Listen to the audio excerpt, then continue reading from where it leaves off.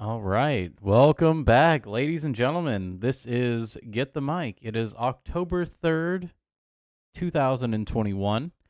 And in this show, Get the Mic, I'm your host on the left, Owl, I'm your host on the right, Brock. and we dissect fiction for its mythological meaning. In this episode, we're going to be talking about Dragon Ball as usual. And in particular, we're going to be talking about the episode titled, in the English dub at least, Number One Under the Moon. Anything to say before we go ahead and get started, Brock? The Japanese title is Goku's Greatest Pinch. Oh, yeah. Duly noted. I think that's pretty Anyone representative. watching, before we get started, please subscribe, leave us a like, all that stuff. We'd appreciate having you around, and perhaps you enjoy some of the content we're creating for you. Of course, if you have any thoughts, feel free to leave us a comment in the live chat or on the VOD. Definitely. All right, so let's go ahead and get started. First, we have kind of a recap of what happened last time. And what happened last time? So last time we saw Goku go up against a bunch of, let's say, rudimentary hierarchies that Roshi could present to him, such as changing your mode of being, telling the truth. Tests of adaptability. Yes, all of those. And Goku kind of excels at them to a point. And that's kind of why I put in the description that he starts taking it seriously here. Because before this, these are all just, let's say, common tactics. Yeah, there is a representation of a lot of the hierarchies we've been watching Goku exceed at as he's grown as a character, because he has character growth experience outside of what Roshi's familiar with, right? Roshi has kind of caught him on the tail end of a lot of that Genesis development we talked about in season 1. And so this is going to test that in this episode, how much Roshi really understands Goku. And we're also going to see, to just preface things, I suppose, we're going to see how the spiritual ancestor, what kind of role they can play in this mythological journey that we'll see that Goku's taking. So, yeah, what happens last time is Goku's able to match every, let's say, hierarchical challenge that Jackie Chun throws at him, Jackie Chun being the Muten Roshi. And so now we see it's kind of Act 2 of the grand finales, right? It's the Roshi strikes back, really. Yeah, this is when Roshi starts to change up the script on Goku. And so let's continue. Just wanted to introduce what we had before because it will be useful in the context of what I'm going to bring up later. Perhaps you as well, Brock.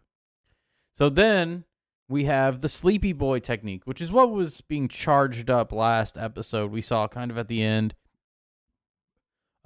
Jackie Chun doing some hypnosis. Yeah, I want to point out that it's also the Sleepy Boy technique in the original translation. If you take the name of the technique that we get in the Japanese subtitles, right?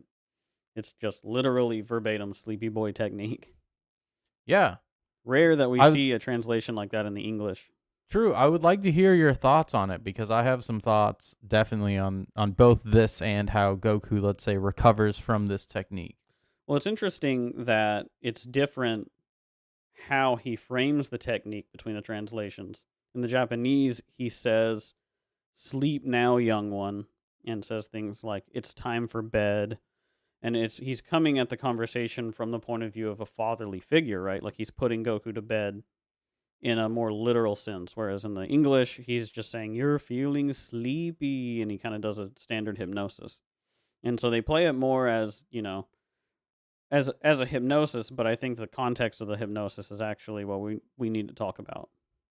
Well, actually, right. I think you're correct. The context of the hypnosis and the hypnosis itself actually kind of foreshadows what happens at the end of the episode. Mm-hmm. So we talking about consciousness, right? So he is controlling Goku's consciousness. The spiritual ancestor is the one who can, let's say, put the hero to sleep, right? or awaken the hero at a command. Right. You can say the call to the hero, right, comes from a spirit that is fatherly. Yes. And so he's manipulating this force, Roshi is, to be able to to make Goku unconscious of his place in the hierarchy, right? Mm-hmm. And that's to say, if the spiritual ancestor informs a hero that he is not needed, that he can go back to sleep, that's what's happening here. Right, and I want to point out the glowing eyes being similar to what Yes. we've seen, like with the dragon. Right, it's a spiritual energy that he's using here, not more of a rooted, embodied human energy. This is sort of a transcendent energy or a chaos energy, you could say. Sure. I don't know if it's a chaos Well, not energy. chaos, but more, what I want to say, it's ethereal, unmapped. Right, it's not of our understanding of like a human understanding. The Right. cosmic chaotic is kind of what I'm It's a getting at. spiritual I would say it's a spiritual power for the ancestral to Mm-hmm. put the young, or let's say bring consciousness to the young. And in fact, that's what Roshi has done for Goku the past however many episodes we've been in this season, right? Well, let's talk a bit about self-consciousness, right? Because I was talking before about how I kind of feel like Krillin is this ego consciousness for Goku, and we see things being reflected off of him constantly.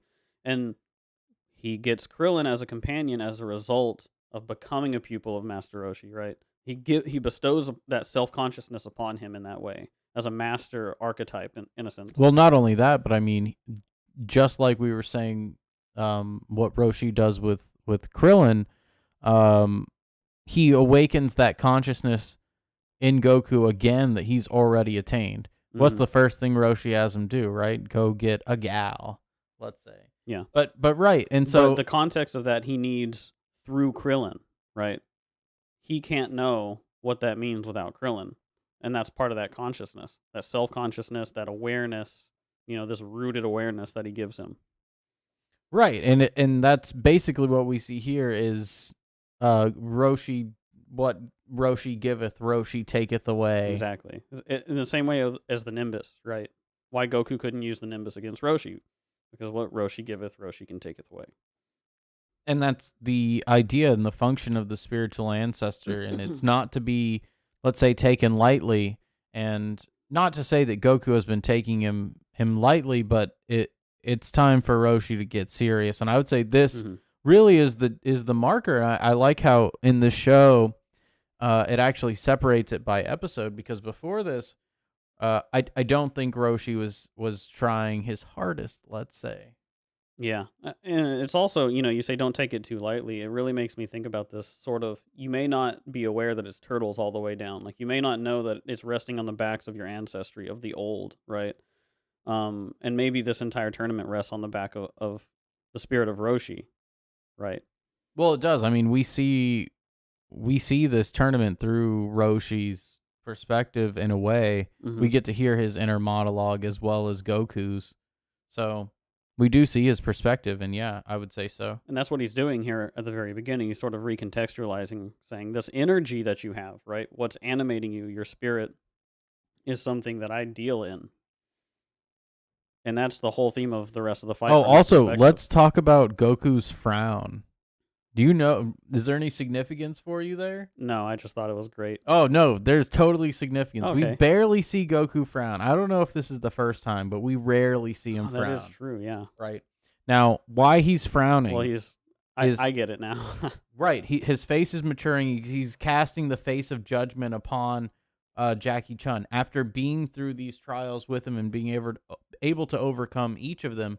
Goku's pretty confident in where he's at. That frown is the judgmental face and the maturity in the face that accompanies self-assertion into the world. Well, I think part of the reason that he's giving that judgment is you could say, the unfairness of this technique, or the cheating sort of nature to it, and it's what the announcer is going to call it too. But that's the thing. The spiritual ancestor doesn't, let's say, owe it to the hero, right? Right, yeah. If the hero hasn't earned it, in this case, Roshi's saying, "All right, let me take that away from Yeah, you." he's basically saying this is how subordinate you are to my command, to my spirit, to my pneuma, right?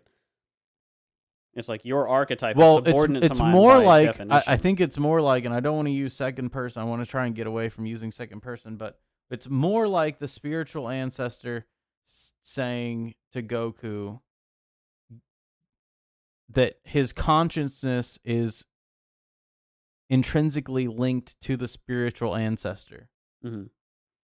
Well, he's inherited it. Hmm. Right, and I, that's kind of where we're going with it. I would Yeah, say, yeah, yeah. I think that's why this episode goes the way that it does. definitely. And Goku then falls asleep. From that, and it is kind of a dirty move, like the spiritual ancestor being the one who's meant to supply the hero with spiritual sustenance early on their journey. Roshi taking that away, it's kind of a dick Well, move. it's taking the training wheels off. It's ripping the rug out from under him, saying like, oh, okay, right, let's take your subordination to me, for its literal definition, right, and see how much you stand on your own. And Goku goes unconscious immediately, right? Hmm. He cannot stand on his own yet, and we saw that last season as well. Hmm. It's a recurring theme. Goku's not all powerful or anything. Yeah, there's a process of learning to be self-supportive and to stand on your morals and stand on your own will, right? Right, and Goku does that very well, but without the spiritual sustenance he gets from Master Roshi, he's unable to maintain consciousness in the form of being able to participate in the Tenkaichi Budokai. Hmm. But something saves him, and what is that? Oh no, I'm lagging. Ooh, it's lagging. Strange. Oh, all right, let's try that. All right, there we go. Yeah. So Goku looks like he's down for the count, but Yeah, and this is what I was talking about with it's kind of an underhanded technique, let's say, or it's underhanded to weaponize it, yeah, right? yeah, I like that the announcer calls this out because the announcer is still playing that role we talked about in the last episode, where he's tied. He's a piece of the The herald experience. of the hierarchy, I want to Yeah, say, right? yeah. He's like he's speaking the truth that he's witnessing, right? Yes. And he has a responsibility to Almost stay like a in that. reporter should be. Yeah, he has to respect the spirit of the fight and translate it in a sense for people. And And that's so, what we're talking about, is translating the spirit of this fight. right. And so when Roshi let's say violates the spirit of the fight, he has to interject and say, that wasn't entirely fair, or not even fair. I don't want to say fair. I want to say forthright. Yeah, he says, well, you have to consider the context of your actions. Like, you have to consider who this is appealing to, what it means to them. It's basically saying you can't withdraw the energy supporting the the hero, right? It's meta in that sense, because it's saying like the people who are watching this, they're not going to learn the real lesson if you just withdraw the energy right now and you just win the fight. And it's like, okay, well, articulate it better. But it doesn't matter ultimately, because what awakens Goku? What awakens Goku is being offered the sustenance that he needs to continue on his path. Nope. Good try. I like how we're piecing it together. Yeah. Who tells Goku? Who? Let's say wakes up Goku ultimately, and she talks about food, right? Mm-hmm. Now think about women and food, right? The root of his knowledge with the basis Right. We of talk the about knowledge Eve of and the the apple. right, exactly. That's what awakens him, is his knowledge of that way back when Bulma's panties returns. Yeah. Basically. Right. And of course, we see as a result of this working how Bulma grabs Oolong and clutches him to her. Right. Yes. Yes. Which Trying it's to just a gag? physically No. integrate. Yeah. Because she is along that path. She's bringing it up, lessons that she and Goku have both learned in the past, right? Mm-hmm. About that integration of the masculine and the feminine. And so she tries to integrate Oolong, Well, let's say. and you can put it this way: Goku, remember what you lack that you need. It's another way of putting it. What is external to you that you need to integrate? And for let's say the masculine spirit that Goku is, that is that self-consciousness that is given to man by woman, mythologically speaking, right? And she's saying, think externally, think that there's something that you can integrate still and that you need it to continue on the path. And that is what will fuel the way. Mm-hmm. So, I mean, Yeah, I like what you started with, but I think that's a much more articulated version. yes, Yeah. yes, definitely. And so Bluma wakes him up, and I love that it has to be Bluma. It can't be Yamcha or Krillin. It can't Mhm. be. And you're right. It's just brilliant in the way they go about it. Yeah, we talked about this. I think it was in episode 2 or 3 of Myth and Meaning, right? That this is the fundamental relationship between Goku and Bulma as we set up Goku's consciousness. Is the acceptance of that duality of life, the acknowledgement of distinction, all of those things, Hmm. basically almost the knowledge of good and evil at that point as well, comes from the first couple of episodes of Dragon Ball, because that's when Adam and Eve are leaving paradise, right? Right. And we can take it down to an even more meta level, I guess, and say here, is what Jackie Chun did in this situation good? And it might be this awareness that it wasn't necessarily fair. It wasn't good, right? It wasn't good in the sense that Goku can define good. And so he needs to become conscious of that good and evil. He needs to become conscious of the alignment of what he just came into contact with in the second half of this fight.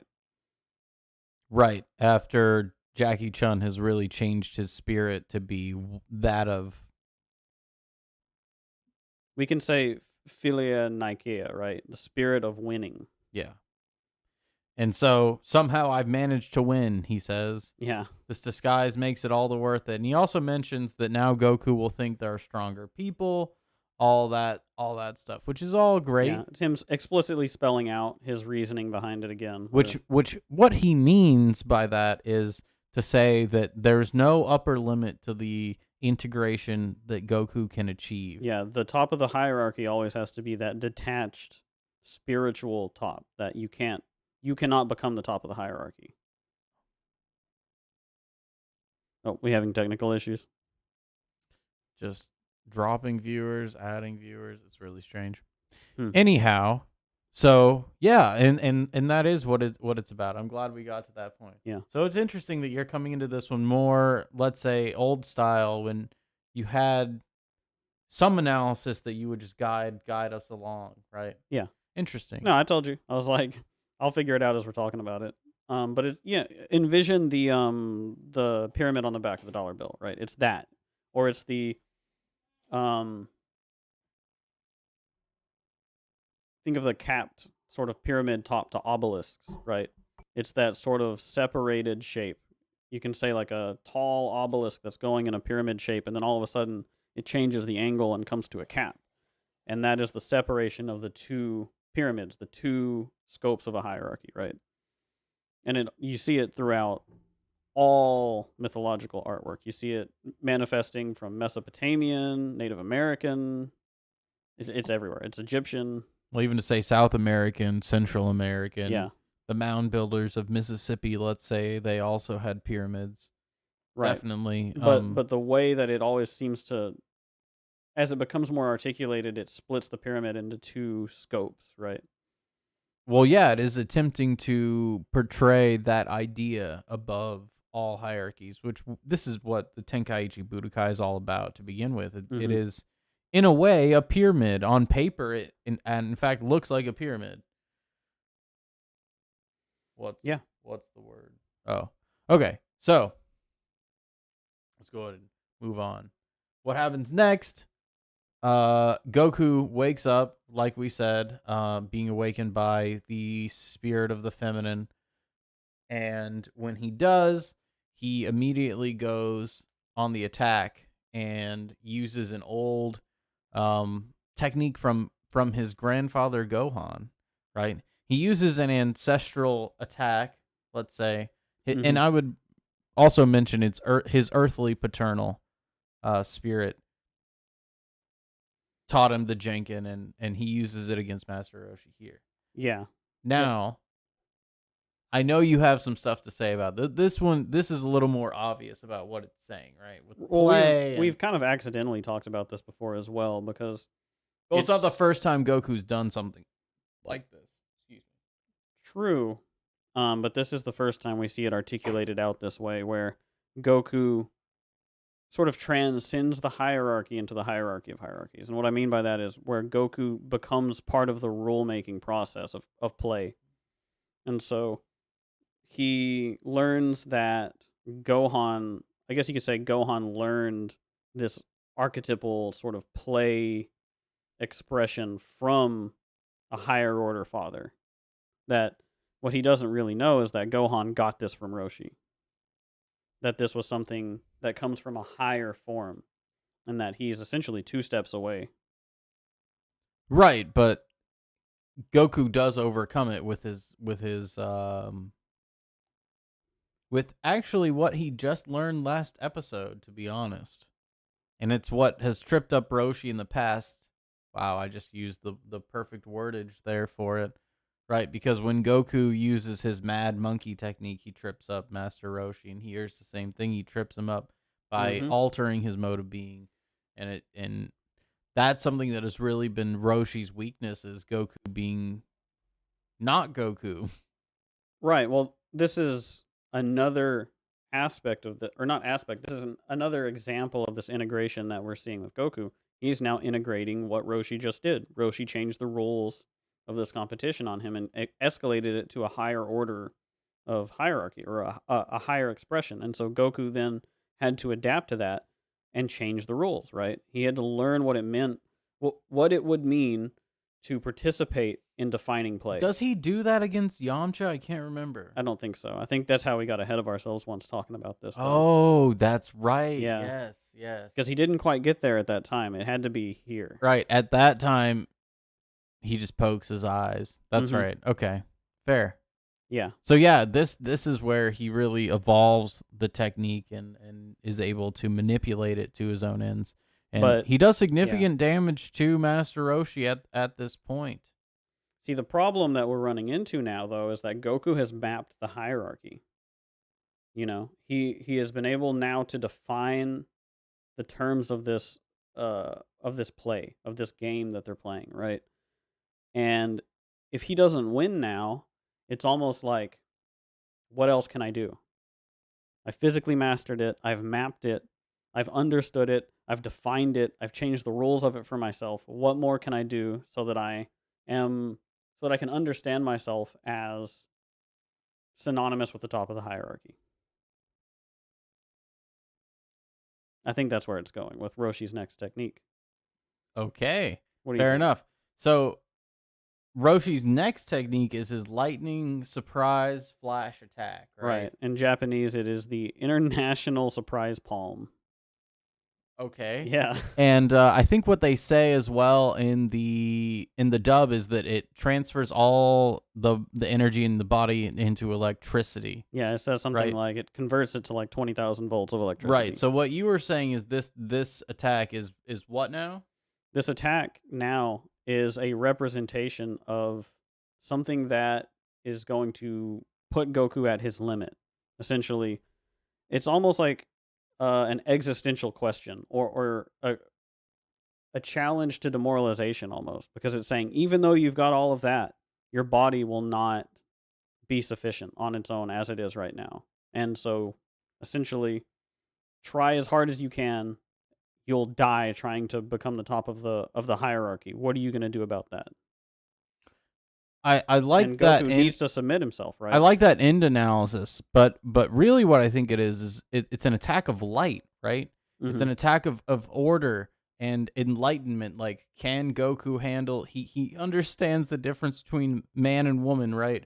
But that's rudimentary. Like, can he understand the true spirit of let's say the subordination to ancestral the spirit, yeah. right? And can he subordinate to the higher ideal of, let's say, living to fight another day? And that's kind of what you were talking about at the end there. But I wanted to add that first part, that it's an attack of it's an attack of order, an attack of light, right? Yeah. And what ultimately breaks that? Well, it's see a in challenge minute. to integrate your own limitation, right?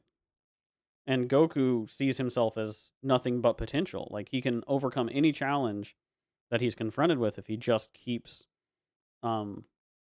sort of uh, imposing his desire to become better, to better the self, right?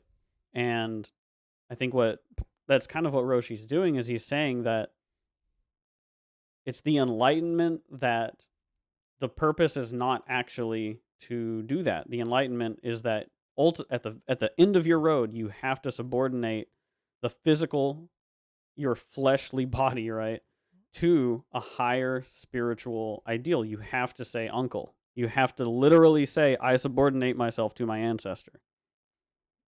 Right, and it's the power that Roshi has being the spiritual ancestor because he is the eye above the pyramid, Hmm. right? He is already above heaven at this point. And so he's able to manipulate it in such a way to say, right, here's this enlightenment. If you don't handle this, right? This is where bravery borderlines into like foolhardiness, right? Hmm. Because let's say someone who wouldn't surrender at this point would just die. Yeah.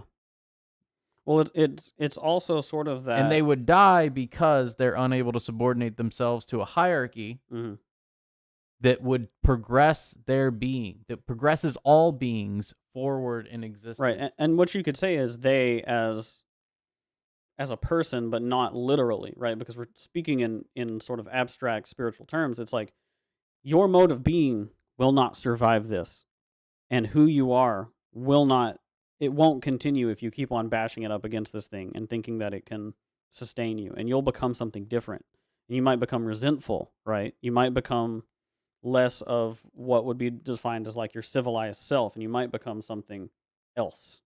You And might so, die. well, the only way, let's say, to break that idea is to forsake the hierarchy, right? Hmm. Which is what ultimately breaks Goku out is oh wait, hold on. This is still the lightning surprise attack. Hmm. Okay, so go on with what you were saying. No, that's pretty much it. It is simply that. Should have continued this. But yeah, it's basically saying, you need to be able to know your place almost. It's a real humbling experience here because it's like, and then he says that Gohan didn't last as long as he did, right? And that sort of that spirit is even stronger in Goku than Gohan. Sort of the what's going on? Nothing. Go ahead. Yeah, the spirit of the hero is greater than, let's say, the blind king, right? The blind king couldn't last this long because the blind king naturally, and a blind king, let's say, is Gohan in this instance, his earthly paternal, is unable to subordinate themselves to the hierarchy the same way that Goku would be resistant to. Hmm. Well, because Goku right now is not fully defined in that same way. He hasn't truly been given this humility, and this is what we're watching here. Right, However, right, and I think it's because Grandpa Gohan, let's be specific, has already accepted, right, his place in the hierarchy. And so he would naturally submit before this, mhm, realizing that he'd been defeated by Roshi's ultimate attack, right, basically. And and we that's what can't the lightning forget. surprise is. Well, we can't forget that Goku lost Gohan when he was younger, right? He wasn't civilized to the same degree, you could say. He didn't receive as much of that parenting, and this is sort of taking that parenting to a cosmic stage, right?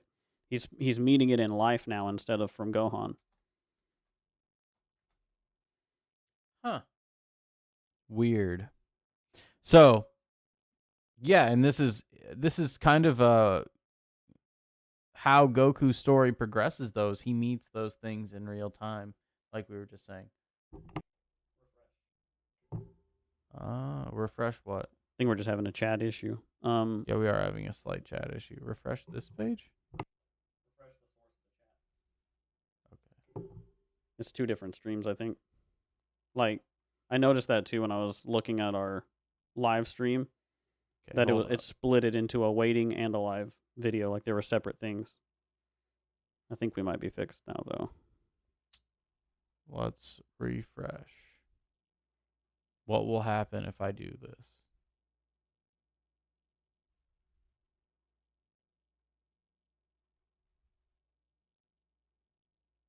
Hmm. Or maybe I'm wrong. Hmm. Hmm. Well, it wouldn't be a Get the Mic without millions of errors, would it? Millions. Billions. Billions. All right, so I don't know what's wrong with the chat. I see someone's in the chat. Let's see what this is. Hold on. Oh, here we go. Now we're updating.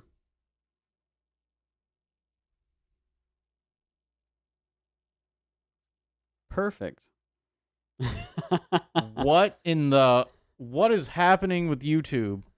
Oh, Okay. YouTube's So having some fun. anyhow, yeah, this is going away. See ya. Good Lord. Oh well, we'll figure it out later. No, I got it. Go ahead and continue your point. I think that's about it. Well, I guess we can sort of start talking about the moon now, because as this has happened, the sun has begun to set. And before we get into the moon, I was going to see if maybe you had an idea of what it meant that the sun would begin to set on this fight after Roshi used hypnosis on Goku, or used his sleepy boy technique. Well, I don't necessarily. So you think it is a causal link that Sleepy Boy was used, because he also just used like lightning flash, right? Or did the sun started setting after Sleepy Boy? I see.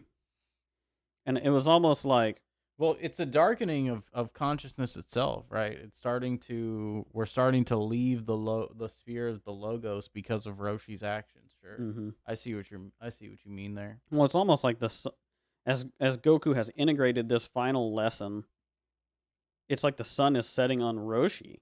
It's he's the enlightenment here, and now it's like, oh, you better use your enlightenment while you've still got it, while the sun is still technically here, right? Yeah. While the solar father is still supporting you. Well, this is great too, because it actually starts to develop the spiritual ancestor as a character, whereas a lot of a lot of fiction will have the spiritual ancestor be pretty static as a character. Mm-hmm. And he's definitely not static in Dragon Ball. Oh, definitely not. No, he has a lot of development. And so yeah, Goku sees the moon, and we've talked about before in season 1, but I think we can talk a little more about it. So Goku sees the moon, right? And it's kind of a reddish moon, right? Because of the sunset, how it is. It's almost a blood moon, right? Yes. And Goku sees it, and he starts to transform into the Uzaru. We are now reflecting the end of season 1, or what we're calling season 1, where Goku is in a pinch. As the Japanese name of this episode says, he is now pinched. He is no longer able to move, you could say. And what does the archetypal hero do?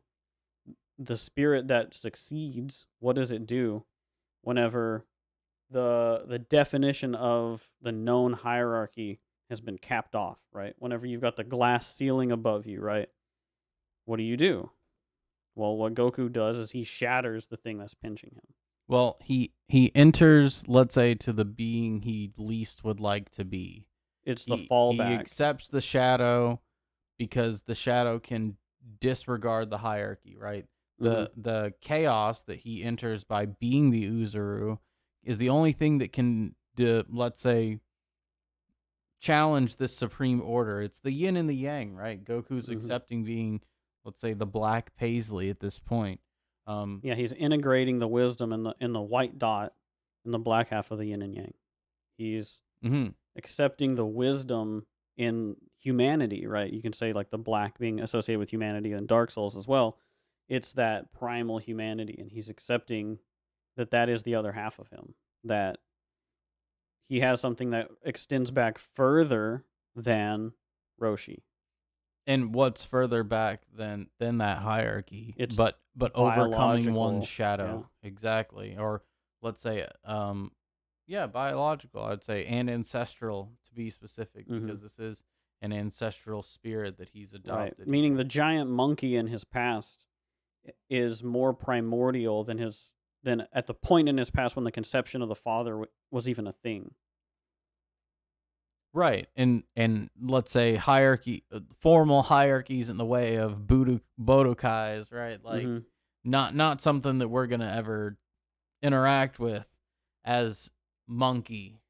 Yeah, and you can say that if this is a test of how true your mode of being is, this is something that's truer than a human construct, right? You can say that the idea of the tournament is a man-made construct. The idea of the monkey is a higher form of an idea. And so he destroys the hierarchy, basically. Starts destroying the hierarchy. He attacks the hierarchy, right? Very first thing. And he is an agent of chaos. He is adopted, and that's exactly why it has to be the moon, by the way, because it's that chaos side of the yin and the yang. The white dot is literally the moon. Hmm. Well, and that's why it's shown as almost what's the word I'm looking for? It's aimless. It is attacking as a mode of being, right? It's tearing down the hierarchy. And that's to say, if you attack the hierarchy, you kind of attack everything.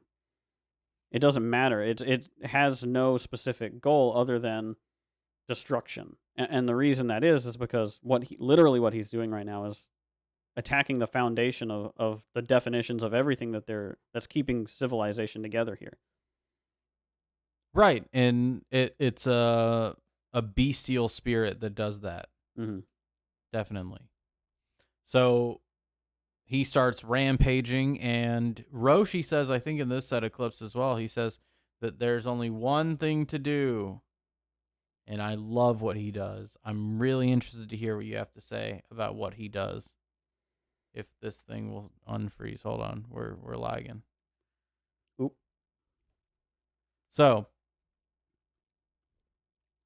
Well, I want to say, too, Oh. just one other thing. It's sort of like, this is a battle of number one under the heavens, right? Number one under the moon, you mean? But it's almost a way of saying, if I'm number one under the moon, I am technically number one under the heavens. If you subordinate yourself to the moon, you're technically saying, like, I'm number one under my definition of hierarchy. If I shift into this mode of thinking, I am number one under the hierarchy. Right, I can be number one by destroying the hierarchy. Yeah. I'm right? number one in this hierarchy, right? And this hierarchy is it is the heavens. It's cosmic. It's the chaotic heavens. Yes. It's almost the despotism, right? It's anti-enlightenment. Mm-hmm. It's dim and darkness. The shadow, let's say. Or the void, or the deep, or whatever you want to call it, right? Right. And so, Master Roshi says there's only one thing to do. And what does Master Roshi do? He does what we saw him do before in his confrontation with Fire Mountain. Whenever there is a hierarchy on fire, Roshi has the ability to reveal his vulnerability in order to level that hierarchy totally.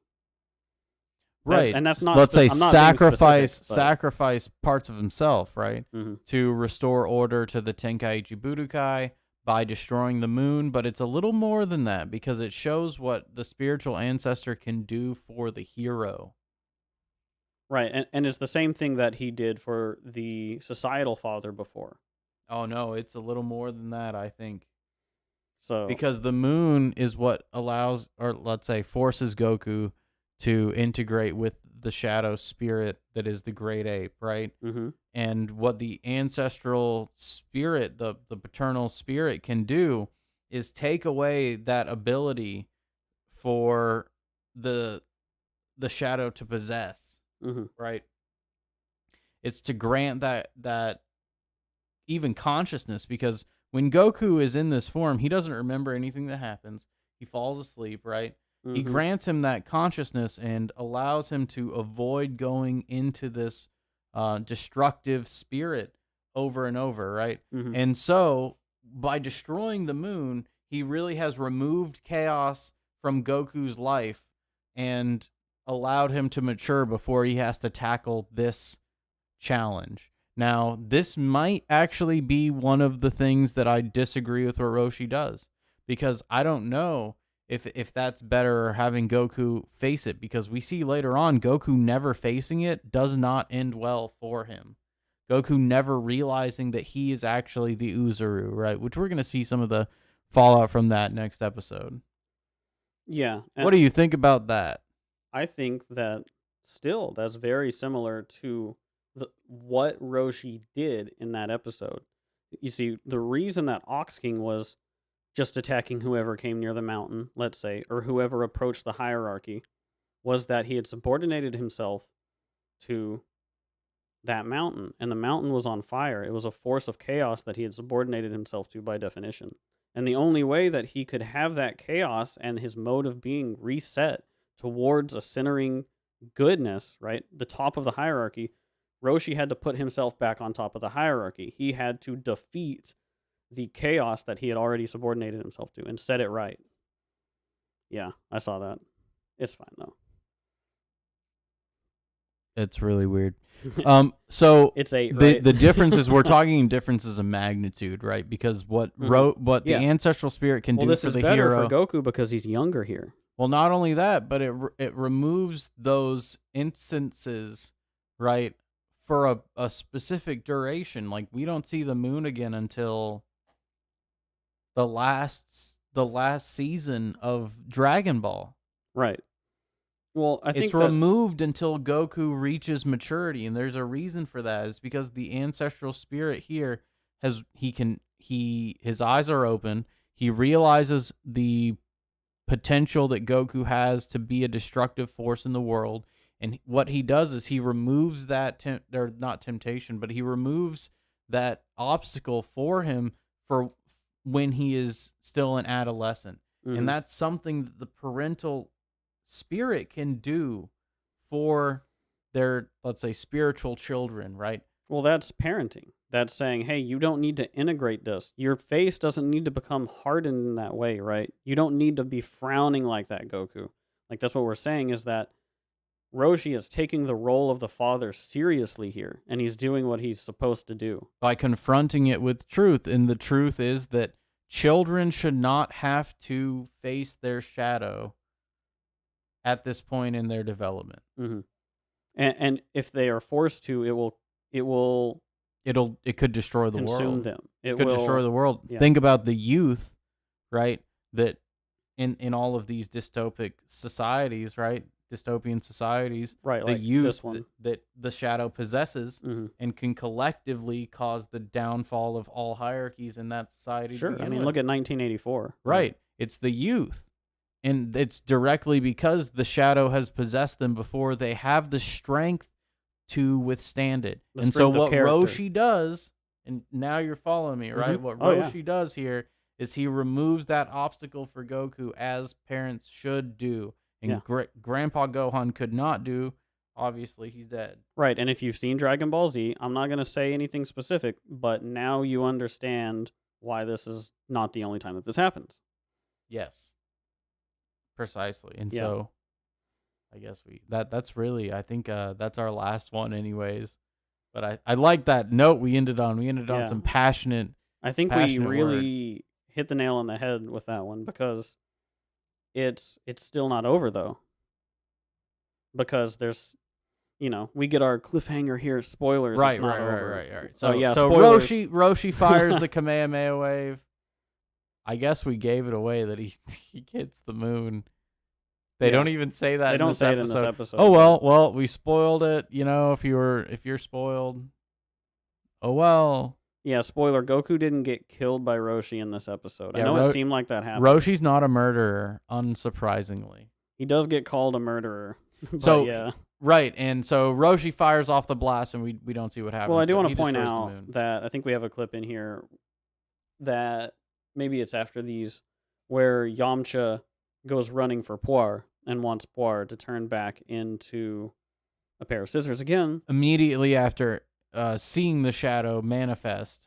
Go ahead. Yeah. Well, and he says, "Oh, I have the capacity, right, to define that and separate it and put it where it's supposed to go, at least for the time being. That's the strength that I have as sort of as the puer, as the immature masculine. I have that ability to do that. because he's a little bit more mature. He's out of the cave, and he's been socialized, and he's civilized in the way that he is And now. he's begun to grapple with those issues, right? Mhm. And so it's something that he recognizes, but before he can even get to that, Roshi, like you said, might not necessarily be the right thing, right? Because this is something that has to be encountered repeatedly for somebody to integrate and become. Well, let's say that there's a reason that Goku's so simple-minded, right? That he's so carefree and that he doesn't take things as seriously as he should, and why he's such a meme for not taking even, himself as a father that seriously. I think that this is at the root of that Roshi makes a decision like this to pull that moon away from him permanently.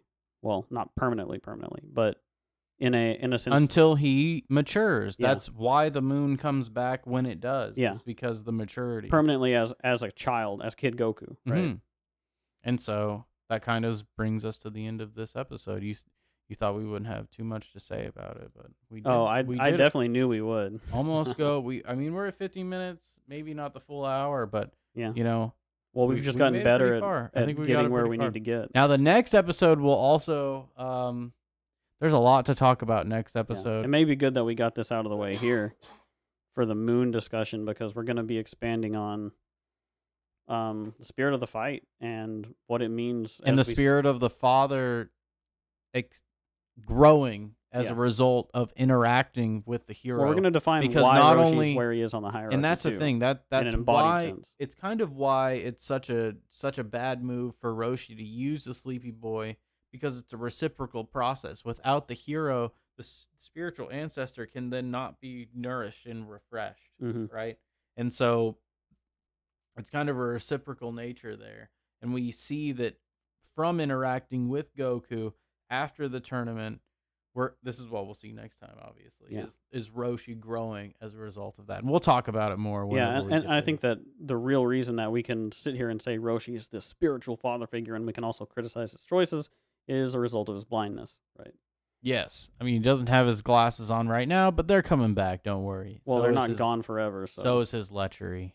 It's coming back. But this is, I love that scene. That shot is beautiful. I kind of want to point out, too, just this like removal of the garments whenever it gets this serious. It's like he's revealing himself to be what he really is, in a sense. Like, he's not ripping his wig off and saying, I'm Mutant Roshi, but I mean in more of a primordial sense. Like, he has to stand naked, in a sense, before the problem, Right. And not only that, but it is showing his true, like he is saying that he's the spiritual father. He's showing that his true power over those hierarchies and over order when he launches a blast of truth right at the moon.